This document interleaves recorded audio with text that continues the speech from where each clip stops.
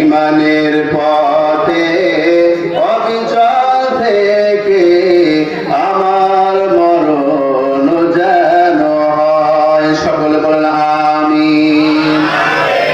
আমার মুসলমান ভাই, আল্লাহ তাআলা ইরশাদ করে বলেন, ওয়ালানাবলুওয়ান্নাকুম বিশাইইন মিনাল খাউফি ওয়াল জু'i ওয়া নাকসিম মিনাল আমওয়াল ওয়াল আনফুসি ওয়াস সামারাত।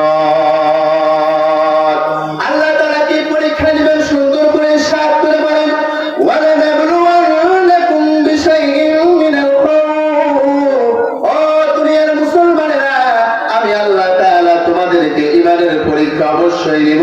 ওয়ালানাবলুওয়ান্নাকুম বিশাইইন মিনাল খাউফ, এক নম্বর ঈমানের পরীক্ষা আল্লাহ নেবেন ভয়ের মাধ্যমে। আমার মুসলমান ভাইরা আমার, আল্লাহ বলতে চাইতেছে, ও আমার বান্দারা, তোমরা যদি দুনিয়ার মধ্যে ঈমানদার মুসলমান হয়ে থাকো, তাহলে তোমাদের ঈমানটা হরণ করার জন্য আমি তোমাদেরকে বিভিন্ন সময় বিভিন্ন ভয় দেখাবো, যাতে করে তোমাদের ঈমানটা হরণ হয়ে যায়। তোমরা যদি ঈমানদার হও, তোমরা যদি মুমিন মুসলমান হও, তাহলে তোমরা এই ভয়কে উপেক্ষা করে ঈমানের পরীক্ষা দিয়ে বিজয় অর্জন করবে। তাহলে এই আয়াতের তর্জমা থেকে আমরা বুঝতে পারলাম যে আমরা যদি ঈমানদার হই, আমাদের ঈমানের এক নম্বর পরীক্ষা আল্লাহ কি নেবেন ভাই? ভয়ের মাধ্যমে পরীক্ষা নেবেন। আমাদেরকে ভয় দেখানো হবে। বিভিন্ন জালেম গোষ্ঠীরা ঈমানদার মুসলমানদের ঈমানকে হরণ করার জন্য বিভিন্ন আইনে ঘরে ভয় দেখাবে, তাদের উপর জুলুম করবে, ছেলে নির্যাতনের ভয় দেখায়া দেখায়া ইসলামের বিমুখ তাদের মুখ থেকে কথাবার্তা বের করানোর চেষ্টা করবে। ইসলামের কথাগুলো বলতে গেলে এই সমস্ত ইসলামের দুশমনেরা, শয়তানের এজেন্টরা ইসলাম ধর্মাবলম্বীদেরকে, মুমিনদেরকে বিভিন্ন ভয়ের সম্মুখীন করবে, জেলের ভয় দেখাবে, ফাঁসির ভয় দেখায়া দেখায়া ঈমান থেকে হরণ করবে। কিন্তু মুমিন মুসলমানেরা সব কিছু প্রোডাকশন করে, ঈমান লালন করে, রক্ত দিবে, জীবন দিবে, সব কিছু হারিয়ে ফেলবে, এক মুহূর্তের জন্য ঈমান থেকে পিছু পা হবে না। আমার মুসলমান ভাই, সাহাবায়ে কেরামগণ ঈমানের পরীক্ষা দিয়েছেন। পরীক্ষা দিয়ে যখন তারা পাস করেছেন, আল্লাহ তাআলা তাদেরকে জান্নাতের সার্টিফিকেট দিয়েছে। আর যারা পরীক্ষায় পাস করে নাই, তারা বেঈমান হয়ে গিয়েছে, তাদের ঠিকানা জাহান্নামে হয়ে গিয়েছে। আমরা যদি মুমিন মুসলমান হই, আমাদেরকেও ঈমানের পরীক্ষা দিতে হবে। এই পরীক্ষা দিতে গিয়ে যা কিছু আমাদের সামনে আসুক না কেন, সব কিছুর মোকাবেলা আমাদের সাহাবাদের মতো করতে হবে। কথা বলেন ঠিক কিনা? সাহাবায়ে কেরামগণ কেমন ঈমানের পরীক্ষা দিয়েছে, একটা ঘটনা বললে আপনাদের সামনে বিষয়টা পরিষ্কার হয়ে যাবে। আমার মুসলমান ভাই, নবীজির প্রিয় সাহাবী হযরত আব্দুল্লাহ ইবনে হুযাফা রাদিয়াল্লাহু তাআলা আনহু, তার ঘটনা আমাদের সামনে বলে দিয়ে যাই। আমার মুসলমান ভাই, খলিফাতুল মুসলিমিন হযরত ওমর ফারুক রাদিয়াল্লাহু তাআলা আনহুর শাসন আমলের ঘটনা। রোমের বাদশার সঙ্গে একবার মুসলমানদের যুদ্ধ হয়েছিল।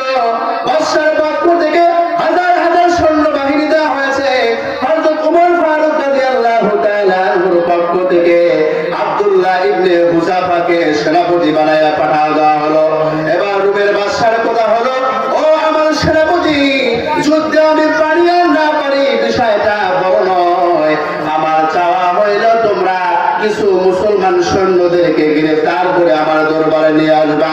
এবার যখন যুদ্ধ হয়ে গেল, রোমের বাদশা তার যে সেনাবাহিনী ছিল মুসলমানদেরকে আটক করলেন, করে বাদশার দরবারে নিয়ে চলে গেল। দীর্ঘ সময় যুদ্ধ হওয়ার পরে আবার সাহাবায়ে কেরামগণ যুদ্ধে পেরে উঠতে পারল না।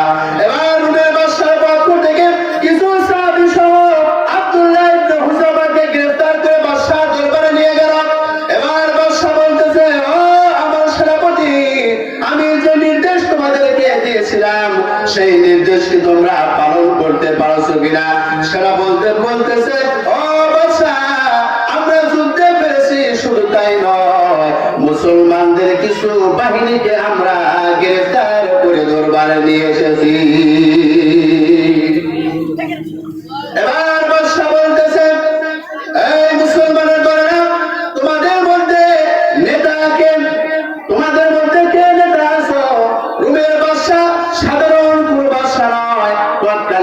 সময় সুপ্রিম পাওয়ার ছিল রোমের বাদশা।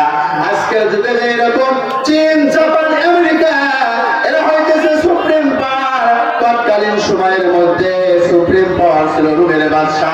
এই বাদশার সামনে বাদশা যখন এলান করে দিল মুসলমানদের মধ্যে নেতাকে, হযরত আব্দুল্লাহ ইবনে হুযাফা হাত তুলে বলতেছে আমি হইতেছি মুসলমানের নেতা।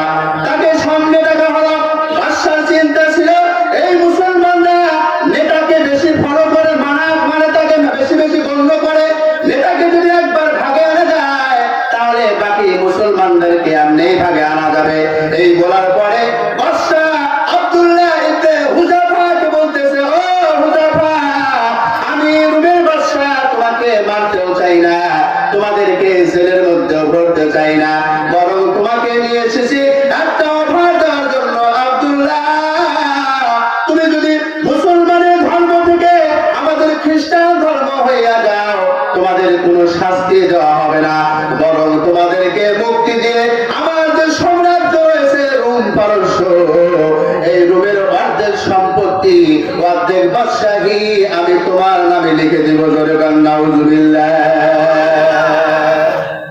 ও আব্দুল্লাহ ইবনে হুযাফা, আমার বাদশাহী অর্ধেক শুধু লিখে দিব বিষয়টা এমন না, বরং আমার একটি মেয়ে রয়েছে সুন্দরী, বিশ্ব সুন্দরী মহিলা, তার সঙ্গে তোমার বিবাহ দেওয়া হবে।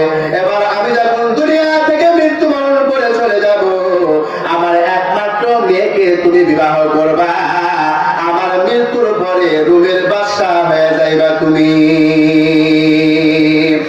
এই সম্পত্তির মোহ দেখানোর পরে, এবার টাকা পয়সার মোহ দেখানোর পরে আব্দুল্লাহ ইবনে হুযাফা এক লাফ দিয়ে বাঘের মতো গর্জন মেরে বলতেছে, এই জাহান্নামের কুকুর, তুই কি আমাকে সম্পদের লোভ দেখাইয়া, আমাকে অর্থের লোভ দেখাইয়া কি আমার ভিতর থেকে ঈমানটা হরণ করতে চাস নাকি? পরিষ্কার করে শুনে নাও, আমি আব্দুল্লাহ ইবনে হুযাফা, আমাকে সম্পত্তি কেন, আমাকে বাদশাহী দেওয়া কেন, আমাকে যদি সারা পৃথিবী তুমি আমার নামে লিখে দাও, এক মুহূর্তের জন্য আব্দুল্লাহ কালিমা ছাড়া হবে না। লিল্লাহি তাকবীর। আমার মুসলমান ভাই, রোমের বাদশার সামনে বাদে যখন সাহাবী যখন এরকম বাঘের মতো গর্জন মেরেছে, বাদশা রাগান্বিত হয়ে গিয়েছে, বলতে যাও তাকে জেলখানার মধ্যে বন্দী করে রাখো, খাবার দিবে না, পানি দিবে না, 8 থেকে 10 দিন পরে যখন সে মৃত্যুর কাছাকাছি চলে যাবে, আমার নির্দেশে তাকে হারাম খাবার দিবা। বাদশার দ্বিতীয় নম্বর মিশন ছিল এই ঈমানের পাওয়ারের কারণে তারা ঈমান ছাড়তেছে না, এদেরকে ক্ষুধার জ্বালা দেওয়ার পরে যখন ক্ষুধার্ত হয়ে যাবে, এদের ভিতরে যখন হারাম খাবার ঢুকানো হয়ে যাবে, তারা ঈমান যখন হারিয়ে ফেলবে, তখন এমনি ইসলাম থেকে বের হয়ে আসবে। কথা বলেন ঠিক কিনা? আমার মুসলমান ভাইয়েরা আমার, এবার বাদশার হুকুমে আব্দুল্লাহ ইবনে হুযাফা সহ সমস্ত মুসলমানদেরকে কারাবন্দী করা হলো। তারপর 7 থেকে 1 সপ্তাহ পর যখন একবার নিস্তেজ হয়ে গেল, বাদশার পক্ষ থেকে তার সামনে নিয়ে যাওয়া হলো মদ মিশানো পানি আর শুকরের গোশত। এবার ওই জেলখানার দারোয়ান বলতেছে, আব্দুল্লাহ, তুমি যদি না খেয়ে থাকো, না খেয়ে থেকে তুমি মৃত্যুবরণ করবা, এই যে তোমার সামনে কিছু খাবার রাখা হয়েছে, খেয়ে নাও। আব্দুল্লাহ ইবনে হুযাফা খাওয়ার জন্য প্রস্তুতি নিতেছে। এবার দারোয়ান বলতেছে, খাবার পাইবা, ঠিক আছে, কিন্তু খাবারটা কিন্তু বৈধ খাবার নয়, মদ মিশানো পানি আর শুকরের গোশত। আব্দুল্লাহ ইবনে হুযাফা চিল্লায় বলতেছে, ও জেলখানার দারোয়ান, তুমি তোমার বাদশাকে গিয়ে বলো, সে আমার ঈমানটা হরণ করতে চায়, আমার ভিতরে হারাম ঢুকাইয়া আমার ঈমানের নূরটা কমাইয়া দিতে চায়, আমি না খেয়ে খেয়ে মৃত্যুবরণ করব, আমার জীবন বের হয়ে যাবে, আমি সব কিছু হারিয়ে ফেলবো, এক মুহূর্তের জন্য হারাম খাবার খাইতে রাজি হব না। কেমন ঈমানের পাওয়ার এই আব্দুল্লাহ ইবনে হুযাফা! দেখেন, তাকে টাকা পয়সা লোভ দেখানো হলো, অর্থের লোভ দেখানো হলো, তারপরেও তাকে নির্যাতন করা হইতেছে, ঈমান থেকে এক পা তারা পিছু হয় নাই। কথা বলেন ঠিক কিনা? কেমন করে হবে? তারা তো সেই নবীর সাহাবী যারা সর্বচক্ষু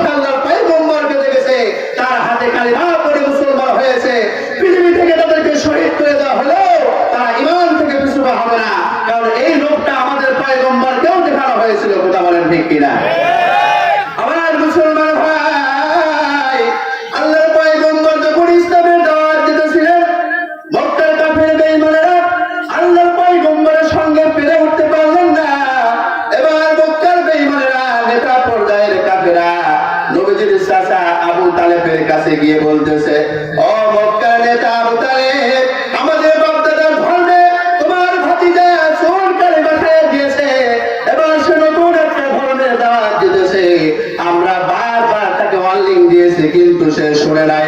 আমরা আজকে আপনার কাছে এসেছি আব্দুল মুতাল্লিব, আপনার ভাতিজা কি চায়? আমরা একটা অফার নিয়ে এসেছি, আপনার ভাতিজাকে এই মক্কার মধ্যে সবচাইতে সম্পদশালী মানুষ বানিয়ে দেওয়া হবে, মক্কার মধ্যে সবচাইতে সুন্দর সুন্দর মেয়েদের সঙ্গে বিবাহ দেওয়া হবে। তারপরেও আপনার ভাতিজাকে নিষেধ করেন সে যেন কালিমার দাওয়াত দুনিয়াতে না দেয়। মক্কার কাফের বেঈমানেরা আল্লাহর পয়গম্বরের চাচা আবু তালেবকে বলে যখন চলে গেল, কিছুক্ষণ পরে আল্লাহর পয়গম্বর আসলেন। আল্লাহর পয়গম্বরকে বললেন, ও আমার ভাতিজা, মক্কার কিছু কাফের বেঈমানেরা তোমার সম্পর্কে কিছু নালিশ নিয়ে এসেছিল। ওরে আমার কলিজার টুকরা ভাতিজা, তারা তাদের ধর্ম থেকে তোমাকে বাধা দিতে চায়, প্রয়োজনে তোমাকে মক্কার সবচাইতে ধনী মানুষ বানায়া দিবে। এই মক্কার জমিনে যত সুন্দরী মেয়ে আছে তার সঙ্গে তোমার বিবাহ দিবে, তারপরও তুমি ইসলামের দাওয়াতটা যেন না দেয়, তাদের এই প্রস্তাব দিয়ে গেছে। আল্লাহ পয়গম্বর বললেন, চাচা, আমাকে সবচাইতে ধনী কেন, আমাকে সুন্দরী মেয়ের সঙ্গে বিবাহ কেন?